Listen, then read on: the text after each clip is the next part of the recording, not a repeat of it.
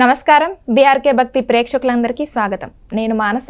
ఈరోజు మనతో పాటు ఉన్నారు ప్రముఖ జ్యోతిష పండితులు, జ్యోతిష రత్న, జ్యోతిష సామ్రాట్ చింతా రుక్మాంగతారావు గురుగారు ఉన్నారు. గురుగారిని అడిగి మరికొన్ని విషయాలు తెలుసుకుందాం. నమస్కారం గురుగారు. మాతృదేవోభవ, పితృదేవోభవ, ఆచార్యదేవోభవ. గురుగారు, దృష్టి దోషం, నరదృష్టి అని అంటారు కదా, అసలు అది నరదృష్టి తగిలిందని మనకు ఎలా తెలుస్తుంది? ఆ నరదృష్టి పోవాలంటే మనం ఎలాంటి పరిహారాలు చేసుకుంటే మంచిదంటారు? నరదృష్టి అంటే ఇది ఇతరత్ర ఏ జీవికి చెప్పలేదు. అంటే మనిషి మాత్రమే దృష్టి పెడతాడు కాబట్టి నరదృష్టి అనేది వచ్చింది. మనిషి ఎవరికి పెడతారు దృష్టి? తిరిగి మళ్ళీ మనిషికే పెడుతున్నాడు. అవును. అంటే దీనికి పైన పుంకాలుగా చర్చోపచర్చలు కొన్ని వేలకు వేలు జరిగిపోయాయి ఇప్పటి వరకు ఈ దృష్టి పైన. అంటే నరుని దృష్టికి నల్లరాయి అయినా పగిలిపోతుంది, నల్లని గుండైనా పగిలిపోతుంది అని కూడా సామెతలు వచ్చేస్తాయి. అంటే దృష్టి అంటే దిష్టిని దేనితో పెడతారు? నరుడే పెడతాడు. ఎలా పెడతాడు అంటే నార్మల్గా కంటిన్యూస్గా చూస్తూ ఉన్నప్పుడు. కంటిన్యూస్గా చూడడం అనేది కాదు, కండ్లతో పెడతారు. మరి కండ్లోని దేననుకుంటున్నారు? కండ్లు ఏవి? మానవుని కళ్ళు. కరెక్టే. ఏవి కండ్లు ఎక్కడున్నాయి? మన ఫేస్లో. అదే ఇవే కదా కండ్లు అనుకుంటున్నారు. యాక్చువల్గా ఇవి కండ్లు కాదు, ఇవి కిటికీలు మాత్రమే. ఈ విండోస్ ఓపెన్ చేసి మనం చూస్తున్నాం, మనకు అంతర్నేత్రాలు లోపల ఉంటాయి. ఎవరికైనా ఒక ఐడియా రాలేదనుకోండి, కళ్ళు మూసుకుంటారు. ఉండండి ఇప్పుడే చెప్తాను చెప్పి గుర్తొచ్చిందంటారు. అంటే కళ్ళు మూసుకుంటే ఐడియా రావడం ఏంది? అంటే మూస్తున్న ఈ కళ్ళు తెరిచే అంతర్నేత్రం, నేత్రాలు ఎక్కడున్నాయి? ఈ విండోస్ ద్వారా మనం బయట సమాజం చూస్తున్నాం. ఈ కండ్ల ద్వారానే ఈ కండ్లు అనుకోండి, ఈ కండ్ల ద్వారా మనం పెడుతున్న దిష్టి అనేది, దానికి దిష్టి పెట్టే శక్తి ఎక్కడి నుంచి వస్తూ ఉంది? ఇక్కడి నుంచి వస్తూ ఉంది. ఆలోచన ఇక్కడ వస్తూ ఉంది.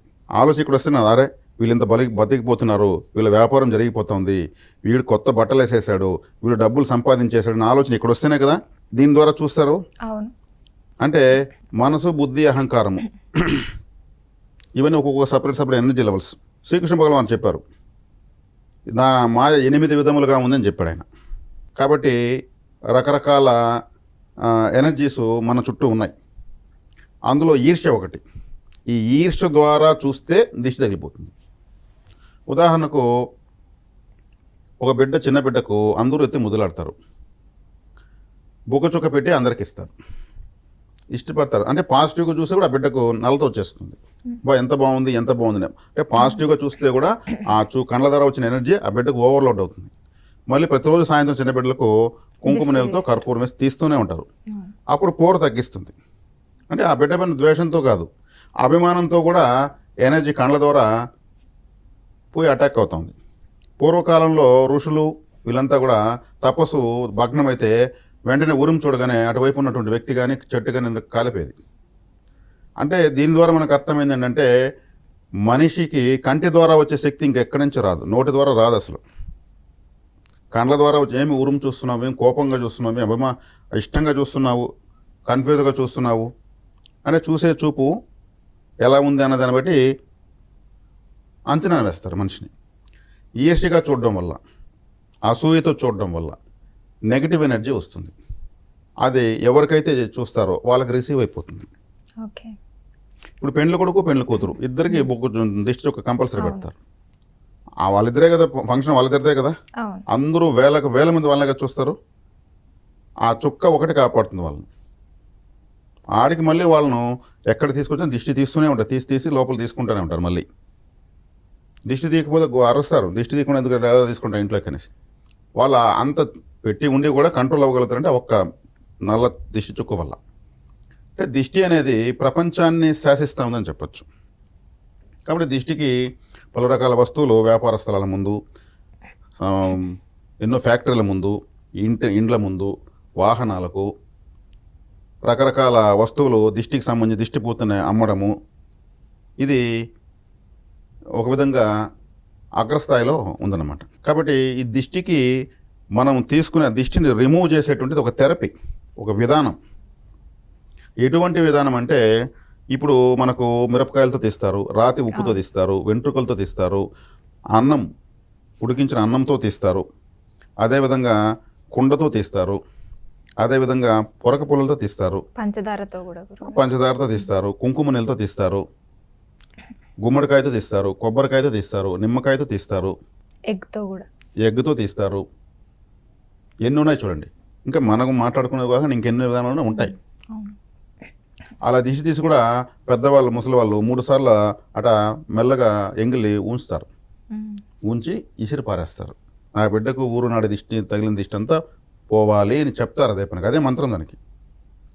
కాబట్టి ఇక్కడ ఈ దిష్టి తీసే విధానంలో మేము తంత్ర జ్యోతిషం అనేది నేను ఎక్కువ చెప్తూ ఉంటాను. కాబట్టి ఈ తంత్ర జ్యోతిష విధానంలో మేము చెప్పే విధానం ఏమంటే, చిన్నపిల్లలైతే ఒక కప్పు పెరుగన్నము పైన లైట్గా కుంకుమ చల్లేసి దానిపైన ఒక కర్పూరం బిళ్ళ పెట్టి ఆ అన్నంతో తీస్తే చాలు.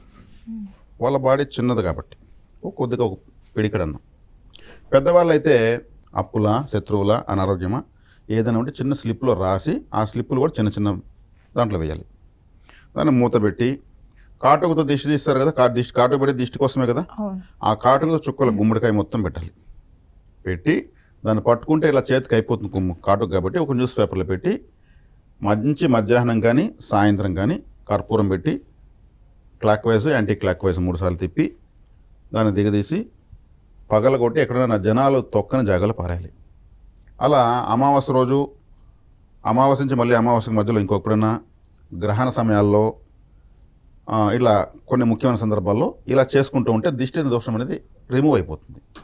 ఇది చాలా శక్తివంతమైంది. గుమ్మడికాయని పెద్ద పెద్ద ఇండస్ట్రీస్ తీస్తారు. ఎండుమిరపకాయలు దిష్టి తీస్తారు కదా, ఇక్కడ మేము పచ్చిమిరపకాయలు పెట్టుకుంటున్నాం. ఇలా చేయడం ద్వారా వెంటనే వచ్చేస్తుంది. మన చెడ్డ ఎక్కడుంది, ఎడంకాల కింద ఉందని చెప్పాను కదా, దాన్ని తీసివేయచ్చు. అదేవిధంగా ఇప్పుడు ఒక ఇల్లు ఉంది, ఇంటికి దిష్టి ఉంటుంది. ఇంట్లో మనం చెత్త ఊడుస్తాం కదా, చెత్త అనేది నెగిటివే కదా, దాన్ని తోసి బయట వేస్తాం కదా, ఆ డస్ట్ని తీసి గుమ్మడికాయలు వేయచ్చు. వేసి నేను చెప్పిన ప్రాసెస్, ఇంటి యజమాని ఎడంకాల కింద మట్టి దాంట్లో వేసి మిరపకాయలు పెట్టి ఇంటి ముందు నిల్చుకొని ఇంటితో కలిపి దిష్టి తీసుకోవచ్చు. చాలా ఫాస్ట్గా రిమూవ్ అయిపోతుంది. అదేవిధంగా ఒక షాప్ ఉంది, షాప్లో చెత్త ఊడుస్తారు కదా, అదే దీన్ని తీసి గుమ్మడికాయలు వేసి యజమాని యొక్క కాలు మట్టి వేసి దిష్టి తీసి కొట్టేయడం. అదేవిధంగా ఫ్యాక్టరీలు ఉంటాయి, ఫ్యాక్టరీలో కూడా సేమ్ అంతే. వెహికల్స్ ఉంటాయి, వెహికల్స్ టైర్లో మట్టి ఉంటుంది కదా, అదే కదా నెగిటివ్, అది వేసి యజమాని కాలు కింద మట్టి వేసి దిష్టి తీసి చేయొచ్చు. అంటే దేనికి దానికి ఈ విధంగా గుమ్మడికాయ పరిహారం చేయడం వల్ల పూర్తిగా దిష్టిని నిర్మూలించవచ్చు. గుమ్మడికాయ మహాతాంత్రిక ఫలం.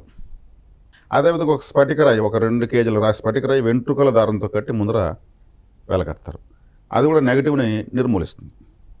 ఇలా దిష్టికి మేము తంత్ర జ్యోతిష విధానంలో ఇది చెప్పిస్తాం. ఇది శాశ్వతమైన ఫలితాలను ఇస్తూ చాలామంది రిలాక్స్ అవుతున్నారు. ఓకే గురువు గారు, అంటే నరదృష్టి పోవాలంటే తంత్ర జ్యోతిషంలో డిఫరెంట్ పరిహారాలు అయితే చెప్పారు. ఇది చాలామందికి యూస్ఫుల్ అవుతుంది.